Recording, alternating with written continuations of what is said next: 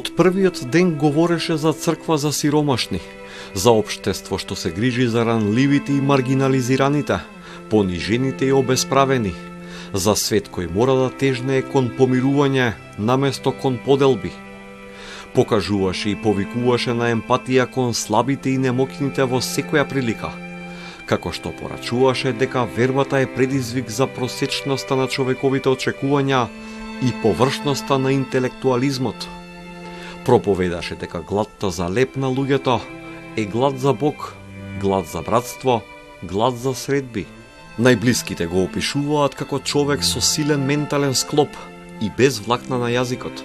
I felt very much when I heard the news because we are relatives, no?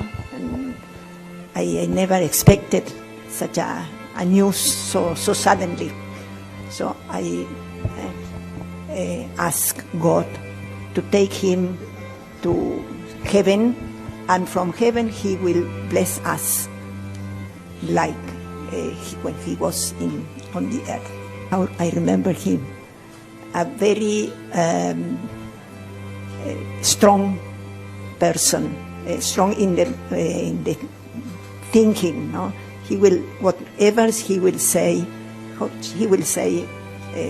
No mind who is listening or who, but strong. Right away, like for the poor, for the all the bad things that in the world, he will say, no matter who is listening, who will accept or not, but strong away. Папата Франциск почина на 21 април, на така наречениот ангелски понеделник по Великден, на 88 годишна возраст. Според официјален Ватикан, смртта настапила како последица на мозочен удар, што довел до кома и неповратен застој на работата на срцето. Периодот пред смртта закретнуваше од лекување од пневмонија, поради што 5 недели мина во болница. На излегување се заблагодари на целиот персонал за грижата и им порача: "Ке се молам за вас, ве молам, правете го истото и вие за мене." Grazie e grazie per tutto quello che avete fatto. Grazie a lei, sei così forte. Quando comandano le donne, le cose vanno. Grazie e grazie a tutti voi. Prego per voi, per favore fatelo per me. Grazie.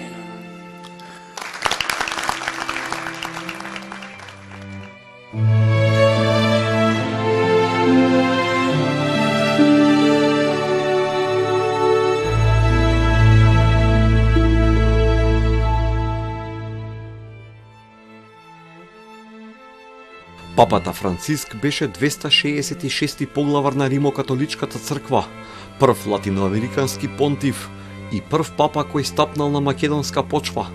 Скопје, родниот град на Гонџа Бојаджију, која 3 години претходно ја прогласи за светица, се најде во неговата агенда на 29-то апостолско патување на 7 мај во 2019 година. Посетата не беше само верска и политичка, туку во неа беше вткаена и символика дека малите заедници не се заборавени, токму како што беше и духот на незиниот слоган: "Не плаши се, мало стадо." Abbiamo fame, Signore, di fraternità. Гладни сме, Господи, за братство, каде индиферентноста, дискредитирањето, клеветењето нема да ги наполнат нашите маси и нема да го заземат првото место во нашиот дом. Во Скопје се сретна со државниот врв, со верските лидери. Ја посети спомен куќата на мајка Тереза, откаде замина со импресии од калугирките, во кои, како што рече, го видел мајчинството во црквата. Пред 15.000 верници од земја и странство одржа речиси двочасовна света литургија на плоштадот Македонија, откаде упати пораки за мир, љубов, заедништво, за напуштање на индиферентноста, за споделување со болните и заборавените. Меѓу нив ја погоди и сршта на денешницата. Abbiamo cercato il risultato rapido. Навикнати сме да го јадиме тврдиот леп на дезинформацијата и завршивме како затвореници на дискредитацијата, на етикетите и презирот. Верувавме дека конформизмот ќе ја намали нашата жет и завршивме напоени со рамнодушност и безчувствителност. Се нахранивме со раскошни и големи соништа и завршивме со јадење, одвратност, затвореност и осаменост. Се заситивме со поврзување и го загубивме вкусот на братството. Хорхе Марија Берголјо е роден на 17 декември 1936 година во Флорес, предградија на Буенос Ајрес, како петто дете во семејство на италијански емигранти кои се преселиле во Аргентина, бегајќи од економската криза и диктатурата на Мусолини. Неговите родители биле верници, планирале да го школуваат за лекар, но не помислувале дека највозрастниот син еден ден ќе стане свештеник, уште помалку папа. Бил љубител на тангото, го сакаше спортот, играл фудбал во паркови со пријателите, а посетувал и веронаука. Беше навивач на аргентинскиот клуб Сан Лоренцо, љубов која не била само површна, туку имал и членска клубска карта.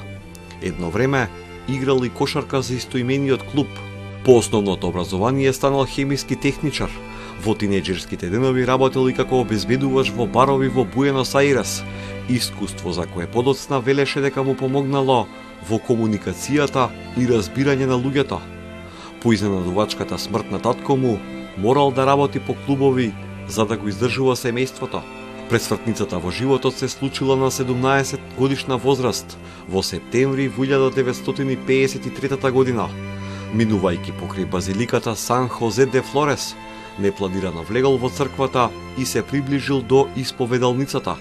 Среде тишината на медитацијата и духовното обликување, одлучил да стане свештеник. Хиротонисан е на 13 декември 1969 година. Периодот на војната хунта во Аргентина од 1976 година до 1983 оставил длабока трага во него, но и период во кој помогнал на многу свештеници кои биле во опасност. Подоцна рече дека честопати размислувал на тие години, сметајќи дека не сторил доволно, но и оти бил сигурен дека не ја поддржувал диктатурата. Папата Франциск го воодушеви светот со емотивни дела на љубов, понизност и неформалност. Го покажа тоа уште на првото појавување како понтив на терасата на базиликата Свети Петар, со најобично добра вечер, поздравувајќи ги присутните. Првиот дождовен ден по неговиот избор направи уште поголеми гестови, допирајќи до срцата на секој верник, како што беше носењето со себе на десетици бегалци од Сирија, од бегалски камп во Грција. But one thing that would always bring me to tears would be the way that he cared about everybody. And the way that he would, in moments when he was even in great pain, would stop the Pope Mobile, as it was called, and pick up some child that was sick or a person who was suffering from some, and embrace them. Таквите постапки му донесоа голема популарност меѓу прогресивците и истовремено беа сигнал за нови приоритети за Ватикан, по понекогаш проблематичниот понтификат на неговиот претходник, папата Бенедикт XVI. Francis was a pope of the people, as he was called.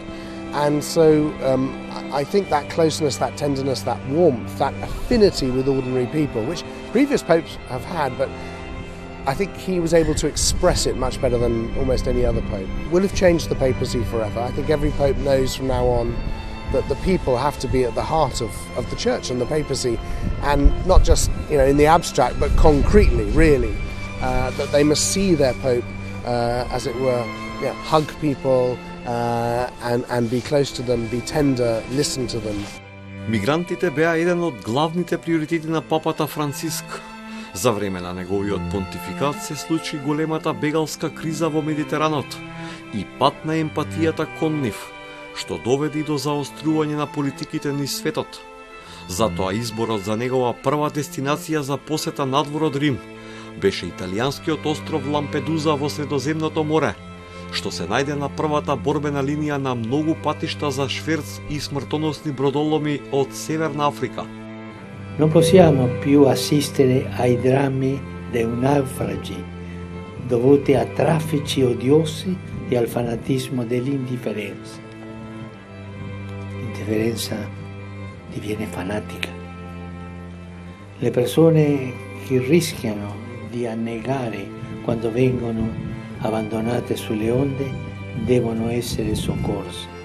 È un dovere di umanità, è un dovere di civiltà.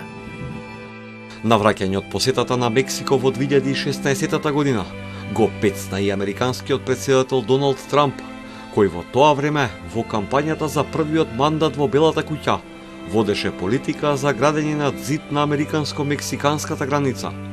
Una persona che pensa soltanto in fare muri, sia dove sia, e non fare ponti, non è cristiano.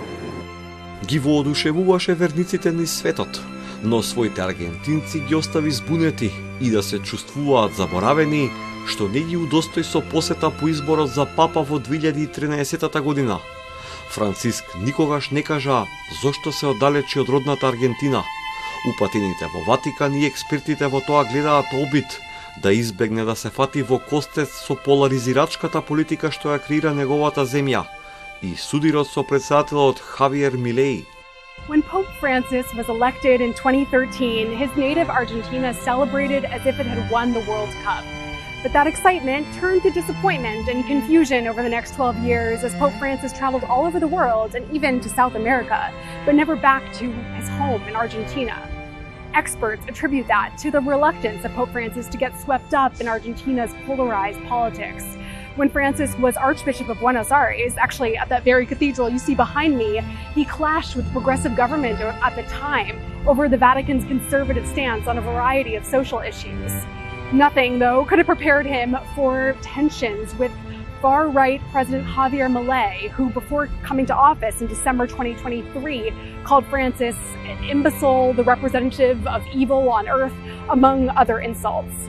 Still, from talking to people across various impoverished neighborhoods where Francis once worked as a priest in Buenos Aires, it's very clear that visit or no visit, Latin America's first pope will be profoundly missed. Последните 18 месеци од животот имаше секојдневен попладневен ритуал. Околу 19 часот се јавуваше во католичка црква во близина на Џабалија, во појасот Газа, за да праша како се свештениците и како се справува народот со тешката ситуација. Во последната негова порака за Великден, што во негово име ја прочита надбискупот Диего Равели, папата Франциск повика на прекин на огнот меѓу Израел и Хамас, изразувајќи осуда и презир на драматичната ситуација. Sono vicino alle sofferenze dei cristiani in Palestina e in Israele, così come a tutto il popolo israeliano e a tutto il popolo palestinese. In pari tempo il mio pensiero va alla popolazione e in modo particolare alla comunità cristiana di Gaza, dove il terribile conflitto continua a generare morte e distruzione e a provocare una drammatica e ignobile situazione umanitaria. Faccio appello ai belligeranti: cessate il fuoco, si liberino gli ostaggi, si presti aiuto alla gente che ha fame e aspira ad un futuro di pace. The Pope Francis called us every day, daily, to show his closeness and to ask about the situation of the Christian community, because we are here around 500 people. So he sent the blessing. He asked to us to protect the poor people, the children. Постојано ја осудуваше војната во Украина, постојано повикуваше за праведен и траен мир, а на одбележувањето на незината трета годишнина рече дека е болна и срамна за целото човештво. Cristo risorto e fonda il dono pasquale della pace, sulla martoriata Ucraina e incoraggi tutti gli attori coinvolti a proseguire gli svolti volti a raggiungere una pace giusta e duratura. Папата Франциск беше неуморен во својата мисија. За време на понтификатот посети дури 63 држави на сите континенти. Најдолгото траеше 12 дена, во кое ги посети Индонезија, Папуа Нова Гвинеа, Источен Тимор и Сингапур, преминувајќи речиси 33.000 километри. Говореше јасно, искрено и едноставно.